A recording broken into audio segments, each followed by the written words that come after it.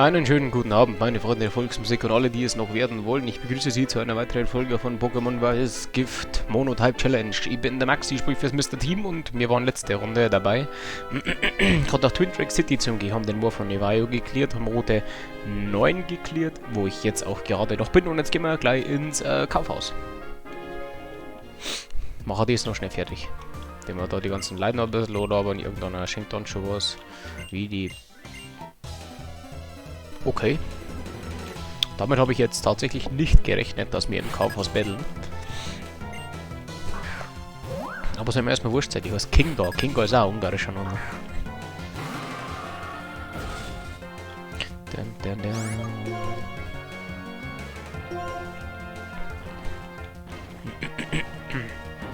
Ja, 90, 85. Okay, nicht doch, dass Kraxler so stark ist. Mal ganz ehrlich sagen.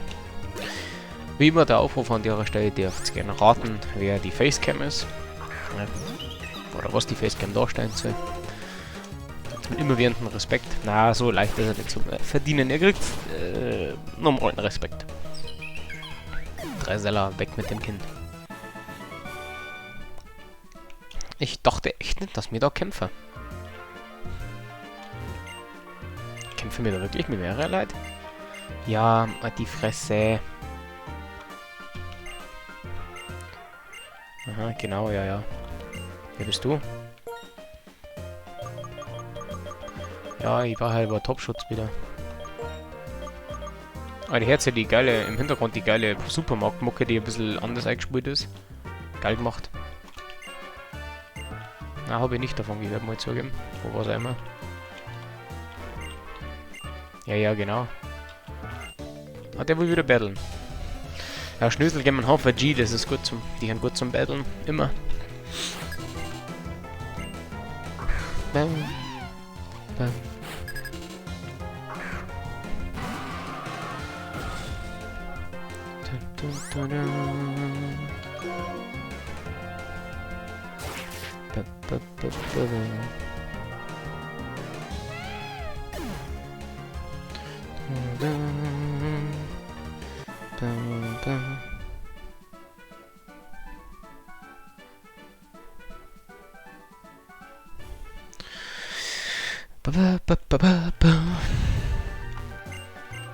TM-Abteilung, was gibt's denn? Gibt's was Gescheites? Hyperstrom und Gigastoß. Ja, gibt's was Gescheites? Arschloch. Gibt's was Gescheites bei dir? Bälle. Braucht da kein Schwein.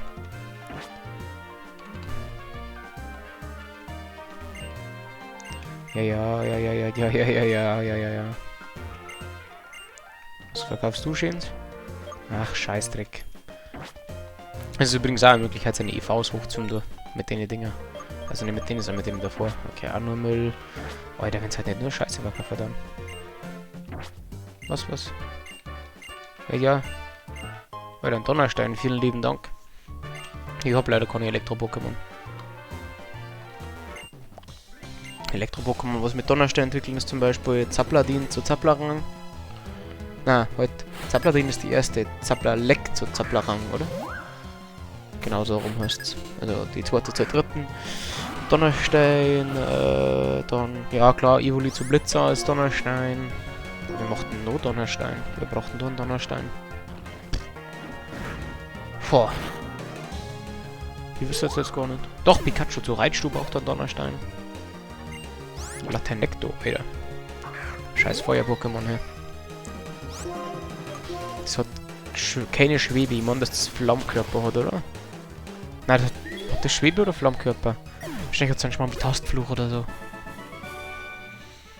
Bei den meisten Pokémon kann man am Design schon erkennen, was für Fähigkeiten das haben. Das muss man ganz ehrlich sagen. Oh, der battelt mir, okay. Ich weiß echt nicht gewusst, dass man darin battlen wird. Das kann ich mir wirklich nicht erinnern. Und die komme ich in der Regel zumindest an ein bisschen was in die meisten Sachen erinnern. Ich meine, das ist ja doch 10 Jahre her. Aber dass man im Kaufhaus battlen wird, hatte ich jetzt wirklich keine Erinnerung drauf.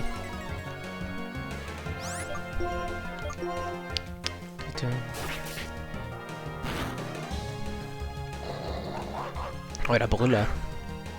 Das war ein richtiger Brüller.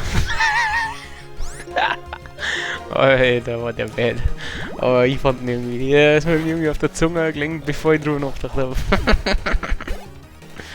Das ist ein Klassiker. Abigail. Schöner Name.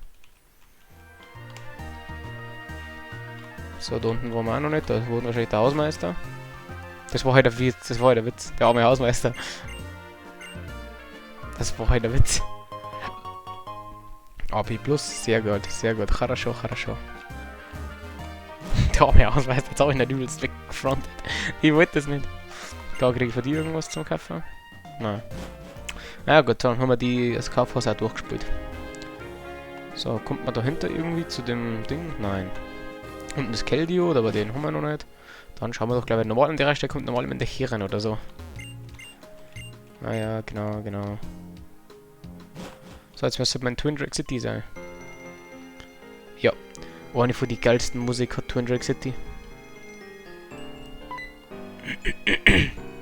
Oh mein, hier entlang! Geht's es, dieser Lügner? Mit seinem manipulativen Gerede will er nicht nur alle hinters Licht führen. Nur alle hinters Licht führen. Hört mich an, ihr guten Leute. Unser König, seine Majestät N, hat seine Kräfte mit dem legendären Drachen-Pokémon vereint. Gemeinsam werden sie das Land der Verheißung schaffen und uns in eine glorreiche Zukunft führen. Und so wiederholt sich die Legende von der Gründung einals durch den Helden. Im Gegensatz zu uns einfältigen Menschen wohnen in Pokémon-Fähigkeiten inne, die unsere Vorstellungskraft bei weitem übersteigen.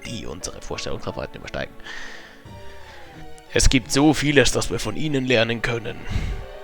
Wir müssen nur ihre Einzigartigkeit anerkennen und ihnen helfen, das Joch abzuschütteln, das wir Menschen sie so schmächlich gespannt haben. Drum hört ihr guten Leute, gründet mit uns Team Plasma jenes neue Land. Ein glückseliges Land, in dem Menschen und Pokémon sich gleichermaßen um erquickenden Trunk der Freiheit berauschen können. Sprengt daher zunächst die Ketten, die eure Pokémon Leibeigene machen. We have nothing to lose but our chains. Er hat ganz schön noch kommunistische Propaganda, oder was der da verzeiht. Euer ergebener Diener Gezis sagt 1000 Dank für eure werte Aufmerksamkeit, ihr guten Leute. Der Friede sei mit euch. Und mit deinem Geister, ja, wir haben es verstanden. Wieso darf der halt einfach so gehen? Gibt's halt eigentlich keine Polizei oder sowas in dem Spiel? Stimmt das? Haben die Pokémon uns drin? Bla bla bla bla bla bla bla bla bla bla bla bla bla bla bla. Stauze. Was soll das Ganze? Was hat der gesagt? Das ist doch Unsinn! Die anderen Regionen stand damals, in denen die Menschen und die Pokémon zusammengearbeitet haben. Falls die Pokémon unsere Beziehung zu den Menschen nicht wünschen würden, hätten sie uns das längst verlassen. Ein Pokéball kann vielleicht ein Pokémon fangen, aber nicht seine Gefühle. Wollen wir, Mates? Lang nicht mehr gesehen, Lilia und Lysander. Lauro und der Junge von neulich. So, wie nennen jetzt einen Lysander? Alter, kann ich nur Opa stimmen, außer ein Fresh D und ein Gebüschreiniger. Boah. Wieder ein Lysander. Alter, der Lysander kriegt einen Horst-Seehofer. Was denn? Was sucht der Champion, der Pokémon-Liga den Rücken gekehrt hat und seitdem die Lande durchstreift? Ich komme gleich zur Sache. Verrate mir alles über das legendäre Drachen-Pokémon. Meinst du Reshiram? Oder Zekrom? Oder warum interessiert dich das auf einmal? Bei der kleinen Ansprache vorhin hat dieser windige Gezis doch gesagt, dass ein Trainer namens N. Reshiram wiedererweckt habe. Oho! Und dieser Trainer mit dem Namen N hat Mates aufgetragen, das andere Drachen-Pokémon zu suchen. Ich werde nicht ganz schlau aus diesem N. Für seine eigenen Überzeugungen will er die beiden Drachen-Pokémon gegeneinander kämpfen lassen. Was? Aber die beiden Drachen-Pokémon sind jetzt Freunde. So ist es, Lilia. Die Trainer sind es, die Pokémon gegeneinander kämpfen lassen. Und sie tun das, damit sich Trainer und Pokémon noch besser verstehen. Also dann, ich mache mich auf zur Pokémon-Liga. Oder sollte ich sagen, ich kehre dorthin zurück? Natürlich werde ich N besiegen. Ich werde ihm die Augen öffnen und ihm zeigen, dass die Welt, so wie sie jetzt ist, eine Welt, in der Trainer und Pokémon-Harmonie zu sehen und gut ist. Luft. Und was dich angeht, Mates, ich werde als Champ auf dich warten. Also hol dir den Orden von Twin Drag City und komm zur Pokémon-Liga. Aber sieh dich vor, der Rennleiter von Twin Drag City ist sehr stark. Also ich verlasse mich auf euch, Lysander und Lilia. Jetzt ist er weg. Ob er in Ordnung ist? Er hat sein finsteres Gesicht gemacht. Mach dir keine Sorgen, Lilia. Er ist der stärkste Pokémon-Trainer der ganzen Einland-Region. Mates war dein Name richtig? Komm doch bitte mit zu mir nach Hause. Es ist wie Lauro gesagt hat, ich will dir alles über das legendäre Drachen-Pokémon erzählen, was ich weiß. Lilia, wärst du so lieb vorauszugehen? Die Geschichte von Reshiram und Zekrom. Wir erzählen sie dir. Aber du willst oder nicht. Und ich führe dich durch Twin Rock City entlang. Da geht's lang. Gute Führung. Da ist die Cathedral.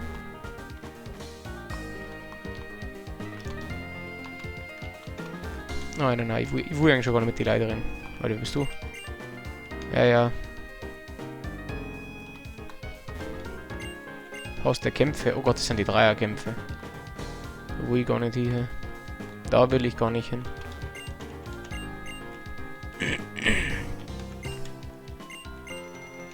Naja, genau.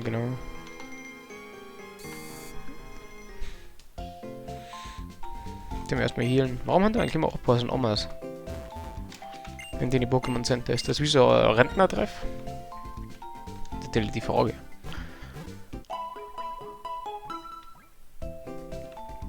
Ja, so war das damals im Krieg. Wir haben nichts gehabt. So. Genau, da geht's weiter. Da wollen wir aber nicht weiter. Und oben geht's auch weiter, gell? Jawohl, da wollen wir aber auch nicht weiter. Auf geht's. Abfahrt. Es ist nicht mehr weit. Hier ist es. Alter, das hab ich als Foto was da nicht finden hat. Das ist schon krank. Alter, der Lysander ist halt so swole, schaut euch mit dem seine Oberarme, holy Jesus. Zeit für eine kleine Geschichtsstunde. Bitte erzählt dir der Lysander, weil die Stimme ist so viel einfacher. Wie ich sehe, hast du den Dunkelstein bei dir. Aus dem Dunkelstein wird Zekrom erwachen. Zekrom und Reshiram, das bereits unter uns weilt, waren ursprünglich ein und dasselbe Pokémon. Dieses einzigartige Drachen-Pokémon hat zusammen mit dem Zwillingshelden ein neues Land erschaffen, in dem Menschen und Pokémon im Frieden miteinander lebten. Doch eines Tages entbrannte zwischen den Zwillingen ein Streit darüber, wer von beiden im Recht sei, der ältere, auf die Wirklichkeit pochende Bruder oder der jüngere, auf vom Wunsch beseelte Bruder. Der Drache, der den Zwillingshelden immer treu gefolgt war, spaltete sich daraufhin in zwei Drachen auf. Der eine schloss sich dem älteren Bruder an und der andere dem jüngeren Bruder an. Reshiram, der weiße Drache, der nach der Wirklichkeit strebt und uns in eine neue Welt der Klarheit führt. Zekrom, der schwarze Drache, der auf Wunsch folgt und uns in eine neue Welt der Hoffnung führt. Da die beiden Drachen ursprünglich eins waren, tobte der Kampf hin und her, aber eine Entscheidung war nicht in Sicht. Schließlich wurden die zwei müde. Auch die Zwillingshelden erkannten irgendwann, dass nicht nur einer von ihnen recht haben könne, und so wurde der Konflikt endlich beigelegt. Jedoch gruben die Söhne der Helden das Kriegsball wieder aus. Ein Wutausbruch legten Reshiram und Zekrom daraufhin ein, mit Flammen und Blitzen in Schutt und Asche und waren nicht mehr gesehen. Die Pokémon hätten etwas derartiges aber niemals getan, wären sie angehört und mit Respekt behandelt worden. Schließlich hatten Reshiram und Zekrom einst ein neues Land erschaffen. Du hast recht. Pokémon können nun mal nicht sprechen. Aus diesem Grund projizieren wir unsere eigenen Gedanken auf sie und erwarten manchmal vielleicht Dinge von ihnen, die ihre Gefühle verletzen können. Und dennoch, Pokémon und Menschen vertrauen und brauchen einander. Und das wird auch in Zukunft so bleiben. So ist es und nicht anders.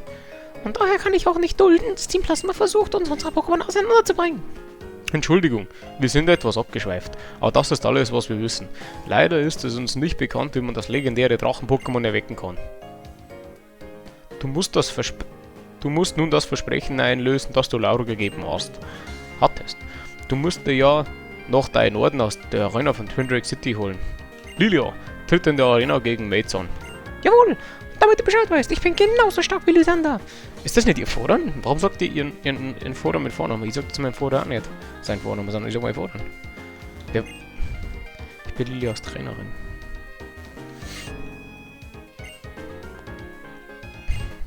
Oh, der Leichtstein. Das ist gut. Oh, das ist halt literally wirklich ein Item, was ich brauchen kann. Das gebe ich meinem Ding. Zielscheibe. Das glaube ich ist das Gegnerattacke. Genau. Genau. Ja, und das ist sehr gut, wenn du das mit Schleuder zum Beispiel einsetzt.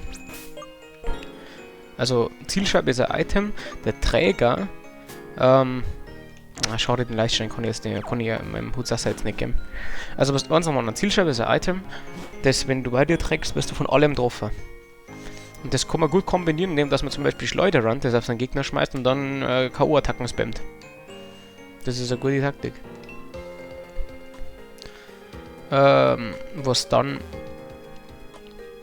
So, jetzt haben wir halt das Problem, wir haben keine Eisattacke und keine Drachenattacke im Kit und Fee gibt es noch nicht als Typ. Das heißt, wir werden hier jetzt tatsächlich einmal auf ein Problem stoßen mit unseren Viecher. Dass wir tatsächlich keine sehr effektiven Attacken haben.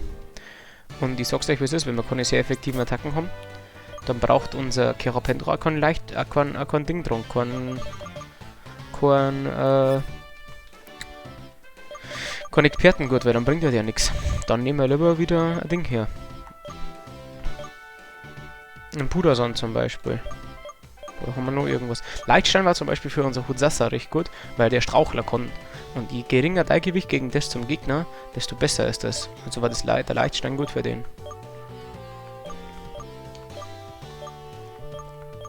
Ich glaube, wir nehmen Flintklaue, wir sind ja sowieso stärker. Blendpuder. Das nehmen wir als Blendpuder nehmen wir her. Das ist immer noch besser wie der Expertengurt in dem Fall. Wir sind ja sowieso nicht effektiv gegen unsere Gegner in der Arena. Und ob ich jetzt halt meinen Schaufel ein bisschen stärker mache oder nicht, glaube ich, mattert in dem Fall einfach nicht. Na, wobei, eigentlich mattert das schon. Eigentlich mattert es schon. Eigentlich eben nehmen wir einen Pudersand her. Aus dem Grund, dass meine Gift... Wobei, ich habe jetzt Kraxler, das ist normal. Eine Normaltafel werde ich nicht haben. Das ist die Frage, nehmen wir Pudersand oder nehmen wir Blendpuder? Ich nehme Pudersand. Das Dracheflug werden die hier nicht runnen, die werden hier in der Regel Scharfax und Schadrago runnen. So. Aber dann kriegt auf jeden Fall diesen Giftstich, kriegt dann auf jeden Fall Adolgo. Damit die Giftattacke noch stärker wird. Ja, wie gesagt, die werden keine Dinger runnen, keine Flugdrachen-Pokémon. Die werden kein Drago runnen oder sowas haben. Die werden Schadrago und Milzar, Scharfax und Maxax runnen. Aus diesem Grund bringt es mir nichts, tatsächlich, also da muss ich nicht drum rumspielen praktisch, wenn ich mit Bodenattacken angreife. Ja, das muss man schon taktisch überlegen in dem Spiel, das ist schon so, das ist einfach ein taktisches Spiel. Weil das macht zwar mal Drachentanz. Hoffentlich out-innetet es mich jetzt nicht. Ja, easy. Gerade die 15% Chance tatsächlich genommen, dass das nicht trifft. War vielleicht ein bisschen risky, hätte nur mal Schaufel machen sollen, glaube ich. Aber da war einfach meine Faulheit. Dass ich mir nicht die ganze Animation nochmal schon will. Dann noch einmal. Was haben wir vorher in unserem Ding gelernt als Attacke nochmal? Ah, Matschbombe, oder? Ja. Unserem Hutsasser. Ah, die Drache. Schaut euch mal die Arenen an. Hat's ihr wahnsinnig. Ist das eine schöne Arena oder ist das geil? Okay, da kommt man nicht rein. Ah, Juli, da haben wir letztes Mal schön drüber geredet. Und es ist einfach so. Schaut euch diese Arenen an. Mit den Drachenköpfen. Wunderschön. Capuno. Ah ja, stimmt, Capuno und so weiter werden es auch runnen. Hat Capuno schon den 2-Typ Unlicht? Boah, das ist jetzt eine gute Frage. Probieren wir es aus. Was ist das noch rein Drache? Also, Alter, was? Heute mal aus. Welche Typen hat Capuno? Das muss Drache Unlicht normal sein. Aber warum war das gerade sehr effektiv? Halt, aus. Unlicht Drache. Heb Drache Käfer nicht auf! Oh mein Gott. Dann muss ich sofort das Blendpuder, sofort ändern. Dann muss ich sofort den Pudersand ändern. Und wieder einen Expertengurt drauf tun. Ich hätte gemeint, dass Käfer nicht sehr effektiv auf Drache ist. Ja, weil dann können wir das Rekefalo von ihrer One hätten. Beziehungsweise sie werden Duodino haben. So, da geht's ja weiter. Alter, ey, Mann, jetzt hebt das die Klaue so geil. Boah. Einfach geil, Mann. Kannst du verzeihen, was du jetzt, aber das ist auch nicht für die geilsten Arenen. Die ganzen Arenen von der Gen sind einfach nur geil. Einfach nur geil. Schaut, dass es halt da die Osttrainer noch gibt, weil später, glaube ich, gibt es eine eigene Trainerkategorie. Ich glaube, die heißt einen Drachentrainer oder so. Die, wo einfach die Drachen-Pokémon haben. Also, es gibt ja immer so bestimmte Trainertypen, die mal bestimmte Pokémon dabei haben. Aber jetzt probiere ich mal aus. Ist Käfer wirklich normal effektiv gegen Drache? Tatsächlich.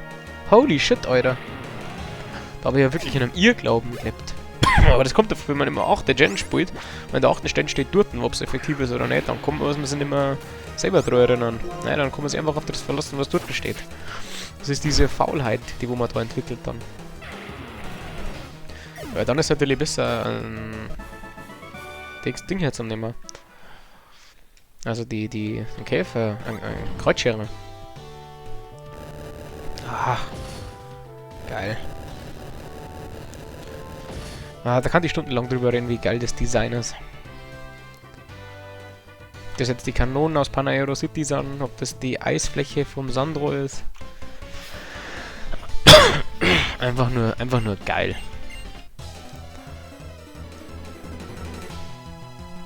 Dann kaufe ich schon wieder Lagerzimetten. Harriet, Alter. Ich nehme die Leute gerne mal leid, die wo die benennen müssen. Da kommen dann Leute raus, die heißen Gönke. Das triggert mich bis jetzt immer noch so ein bisschen. Oh Gott, jetzt habe ich mich verdruckt. Das habe ich verdient. Bei 90 ist immer noch schwächer wie die 96 mit dem Step vor Kreuzschere. Also einfach reines Rechenspiel in dem Fall. Aber warum heute ist das jetzt wieder aus? Warum haben die anderen zwei Schaffhaxes nicht ausgehalten, aber das schon. Und ich out innen, das ist mich jetzt dicht. Nice. Alter, das Sepp ist schon wirklich schnell. Ja, das Sepp, wir haben mit dem Sepp halt Glück gehabt. Wegen dem Wesen. Ich glaube, ich weiß nicht mehr, was das Senkende war, aber es war auf jeden Fall Angriff steigern. Und das ist natürlich super, wenn du ein Pokémon hast, das nur physische Attacken angreift. Was hab ich? Was war das andere senkend? Hart. Ja, das ist ja perfekt. Also hart ist wirklich das perfekte. Spezialangriff minus Angriff plus ist wirklich das perfekte Wesen. Ding hat hitzig. Hitzig ist Spezialangriff plus Spezialverteidigung minus. Das Beste war, wenn mäßig, also Spezialangriff plus und Angriff minus. Ich sehe aber gerade, warum hast du 110 Angriff? Deponitox, willst du mich verarschen? Naja. Und du hast Spezialangriff minus Init plus, das ist halt richtig scheiße. Das ist wirklich schlecht. Bei Init brauchst du auf Futsasa nicht wirklich, du bist sowieso recht langsam. Und der Spezialangriff minus ist das Schlechteste, was passieren kann, wenn wir nur Spezialangreifer. Aber naja, ist jetzt so. Wir spielen ja nicht professionell. So. Da oben chillt's Lilia. Ach, ich kann... Hä? Was? Was? Was? Wer bist du denn? Ja, aber das ist doch ein Trainer, oder? Oder war das ein Veteran? Veteran war das. Oh, die Veteranen haben das alle gehabt, ja. Und die Asttrainer, die waren auch gut. Alter, schau Drago. Ja, schade. Schade, dass wir kein Ding nicht haben. Kein Siberio oder sowas. Boah, ich hätte so Bock auch mal auf Eis durchzuspielen. Aber Eis, glaube ich, kannst du halt nicht durchspielen, weil Eis ist halt so ein starker Typ, dass du auch gleichzeitig das Problem hast, dass deine Eis-Pokémon so spät kriegst. Dann müsstest du halt wirklich bis zur 6. Arena oder so einfach mit dem Pokémon spielen, was du nicht durchspielst dann später.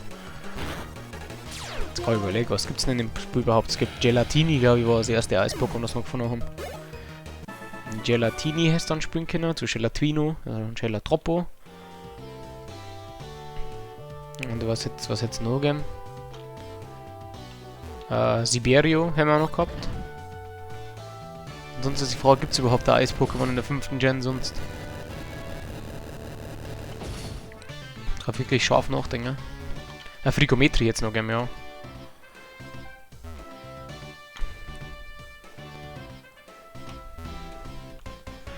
Aber sonst... Ja, das ist das, was mich ein bisschen aufregt an diese gecappten Spiele tatsächlich. Also an die Spiele, wo durchs Ding gekappt gelevelt werden. Durch die an Gen-Lock kommen. Also praktisch, du bist 5. Gen, du hast nur 5. Gen Viecher. Du bist 6. Gen, du hast nur 6. Gen Viecher. Dann hast du wirklich das Problem, dass du halt einfach wenn du so Monotype-Challenges oder sowas machst, dann kommst du immer in die Bredouille. Man Unlicht zum Beispiel haben wir gehabt, Rabigator, Tricephalo, Cleopatra, Zorokex, Irokex, Gladiantri, Kaisurio. Okay, da hätte es deutlich mehr gegeben. Jetzt weiß ich auch, warum es auch eine Schafax das vorher überlebt hat, weil das Level 39 ist, das andere war Level 41, es war 2 Level drüber.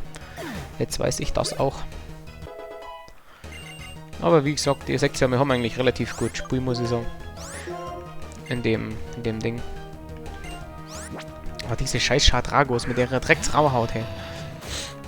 Bring mir ein bisschen auf, muss ich sagen. Aber die ganze Arena mit Ding durchhauen, gell? Mit, Kreuzschere ist schon krank. Ihr müsst wissen, Vergeltung ist eine Attacke, die wo das Pokémon gerade eingesetzt hat, die macht doppelten Schaden, soweit ich weiß, wenn du vorher selber drauf geworden bist. Ja, ihr habt gesehen, wie viel Schaden das gemacht hat, gar nichts. Der Astrainer Connor.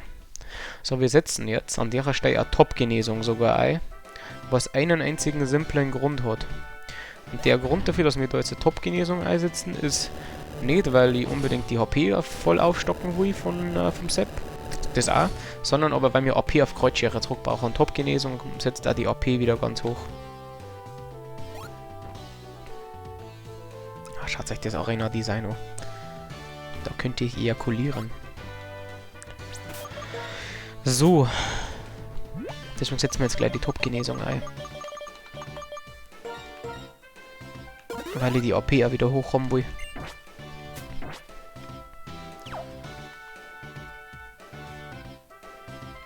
So, jetzt ist die Frage, sind wir schon? Bin mir jetzt nicht ganz sicher. Da waren wir schon. Das haben wir schon aktiviert, oder? Jetzt geht's wieder runter. Das wollte ich nicht. Haben wir uns verdruckt irgendwo, Burschen. Scheiße. Ich glaube, da müssen wir nochmal nach.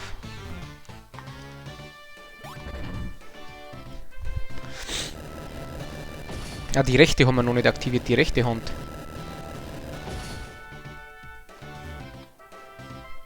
Voilà. Jetzt hat sie es. Die rechte Hand brauchen wir noch. Aber wie kommen wir da hin? Puh. Ja, so, also ich meine, wir kommen nirgendwo anders hier außer da hin.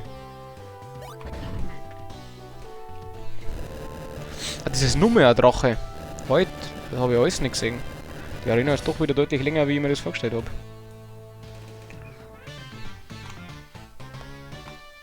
Nächster waren wir nämlich noch gar nicht. Ja, wir müssen nämlich die rechte Hand von dem mittleren Drachen noch aktivieren. Alter, ich hab gerade meine Blume falsch gestellt, sehe ich gerade. Die mal noch gleich richten. Jawohl, so. Jawohl.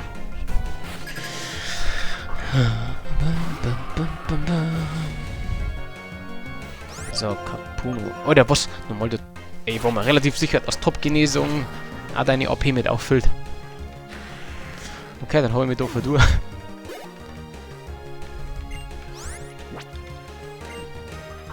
Scarlet. Die Johansson, oder? So, ich sag's euch, was ist. Normalerweise bin ich an der Stelle so, dass ich sage, ich tue bei der Drachenklaue 8 Sekunden. Eine von den besten Drachenattacken so fürs normale Runnen. Normalerweise hätte ich an der Stelle vorher schon Kraxler eingesetzt, weil ich gerade schon AP sparen will, aber ich nehme nachher sowieso ein Elixier hier, deswegen ändert das glaube ich nicht. So, ich glaube, wir haben im ganzen Spiel, wir haben zwar die Fähigkeit Hexaplaga, aber ich glaube, wir haben im ganzen Spiel von Hexaplaga einmal bisher Gebrauch gemacht. Und an der Stelle war es nicht einmal nötig, wenn ich mich richtig erinnert. So, das da jetzt, also den nehme ich jetzt auf wie Arsch. Ich glaube, wir haben tatsächlich noch kein einziges Mal von Hexaplaga Gebrauch gemacht, was wirklich notwendig war. Und wir spielen ja doch schon ein bisschen, sage ich mal jetzt halt.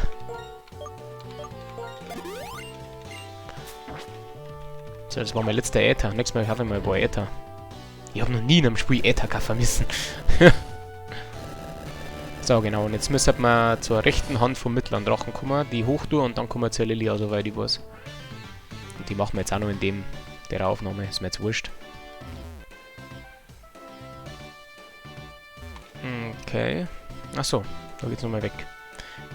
Oh, Mann. Nur mehr Veteranen. Gibt's ja nicht. Nein, wirklich viel Trainer. Feodora. Also Theodora kenne ich, aber Feodora. Feo heißt auf Spanisch hässlich. Also wenn man den Namen gegeben hat, ist hoffentlich kein Spanier.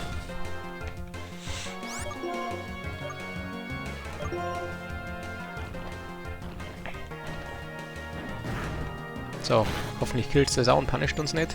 Hat uns punisht. Wir haben es verwirrt. Easy, jetzt haut es sich nochmal selber. Schade. War aber cool, wenn. Muss man echt sagen. Ich möchte eigentlich Kreuzschere AP ein bisschen sparen, weil ich nicht nochmal heim will. Ich will sparen. Schon wieder Hausverstand. Ja, ja.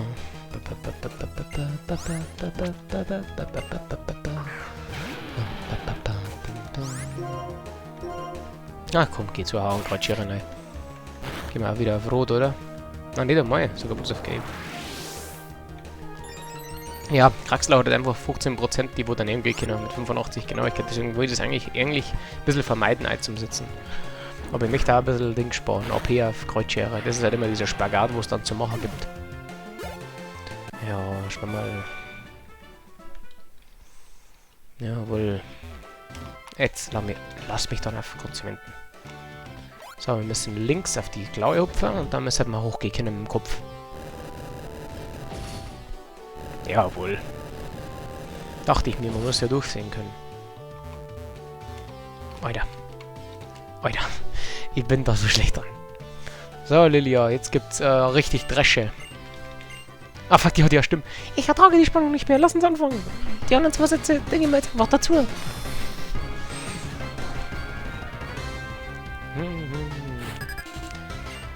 Leiterin Lilia, Schafax. Die müsste Tom ein Schafax, ein Maxax und der Duodino, soweit ich es im Kopf hab. Oder nur ein Capuno. Ja, aber Duodino müsste die schon haben. So, wir sparen wieder AP. Weil unwahrscheinlich ist, dass ich 10 Dinger brauche. Oh, nice, schon wieder verwirrt, hey. Was sind das für Verwirrschatz? 20% oder wie? Weißt du, die spammen immer Drachentanz, aber dann machen sie es in einem Drachentanz immer nichts. Das ist immer schade. Drachentanz ist schon eine richtig starke Attacke.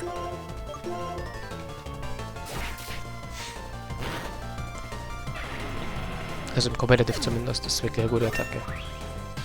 So, wie viel? 3 Angriff, 3 KP, das lese ich gern. Shadrago hat... Also, was ein Shadrago hat? Die Duodino. Also, Maxax müsste jetzt auf alle Fälle haben. Bei gegen Shadrago hätte ich jetzt eigentlich gern mehr Olga drin gehabt, muss ich sagen. Dann hätten wir wieder Ding gespart. Die Schas Rauhaut die ganze Zeit zum Brocken. Alter, wie verwirrt denn das bitte? What the heck? Und warum hat das Shadrago jetzt keine Rauhaut nicht? Was hat denn Shadrago dann als zweite Fähigkeit? Boah, wüsste ich echt nicht.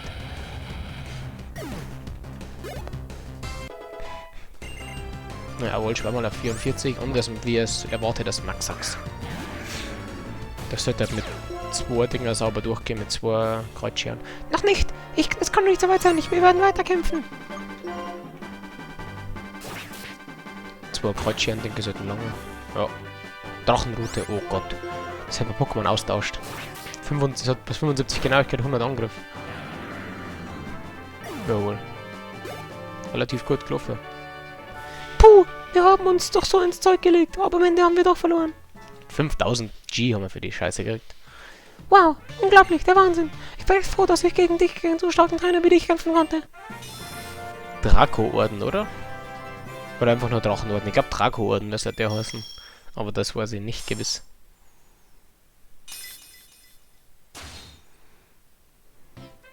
Legendenorden, okay. Du hast jetzt alle 8 Orden. Bravo, bravissimo. Damit gehören dir nun ausnahmslos alle Pokémon. Hier, schenk dir diese Tiere. Drachenroute. Stärke 100, Genauigkeit 75. Wenn es ein Gegner trifft, tauscht es aus. Wie bei Brawler. Soweit ich weiß. Drachenrot folgt dem Morgen nicht nur schauen zu Katapult auch zurück ins Pokéball seines Trainers. Sag mal, was macht Laura deiner Meinung nach gerade? Ob er wohl die Pokémon-Liga gegen diesen N kämpft? Kennst du die Pokémon-Liga? Sie befindet sich ein Stück weiter hin unter die Siegerstraße am Ende von Route 10. Ja, vielen lieben Dank. Vierte Servus. So. Oh, habe ich mir das Tafelwasser geholt? Ah, nein. Ich habe mir das Tafelwasser nicht geholt. Oh Gott, Professor Esche. Hallo, und wie lief's bei Lilia so? Ich bin eigens hergeeilt, um dir zu erklären, wie man das legendäre Pokémon Zekrom wieder zum Leben erweckt. Ich dachte, es sei besser, es dir persönlich zu tun, als wir es über den Visocast mitzuteilen. Also, um zum Kern der Sache zu kommen, ich habe noch keine Ahnung.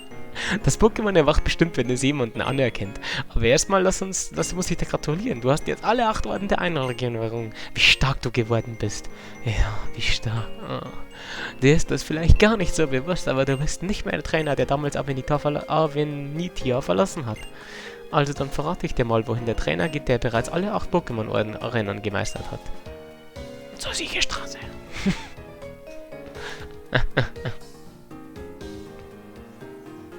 Ja. Die Steckelschuhe. Ihr Kopf schaut aus wie so ein Scheißhaufen. Die Frisur sie gerade das erste Mal. Ich hoffe, ich konnte es wieder anziehen. Also ein richtiger wie so ein Hundeköttel. Du schreitet das Tor dort und du gelangst auf Route 10. Hinter den Ordnungskontrolltoren liegt die Siegerstraße und führt dich schließlich zur Pokémon-Liga. Du erinnerst mich daran, wie ich dich im Pokémon-Center von Gravina herumgeführt habe, Mates. Sag mal, bereust du es eigentlich, mit dem Pokémon freigegangen zu sein? Ja. Verstehe. Dann werde ich nicht weiter nachbohren. Jedenfalls hat es mich riesig gefreut, mich euren Pokémon auswählen zu dürfen. Das war einfach eine schöne Begegnung zwischen Mensch und Pokémon. Ein Geschenk für dich, Mates.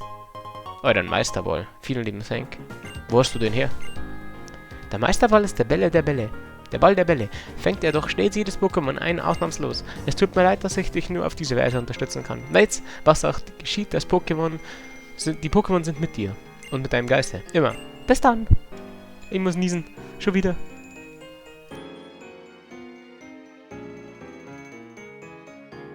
Entschuldigt. Mit diesem Nieser. So, aber ich würde sagen, an der Stelle machen wir dann für diese Folge einmal wieder Schluss. Wir haben mal wieder Überlänge gemacht. Und ich danke euch wie immer fürs Zuschauen. Schaut am nächsten Mal wieder rein und ich darf mich freuen. Pfiat euch. Servus.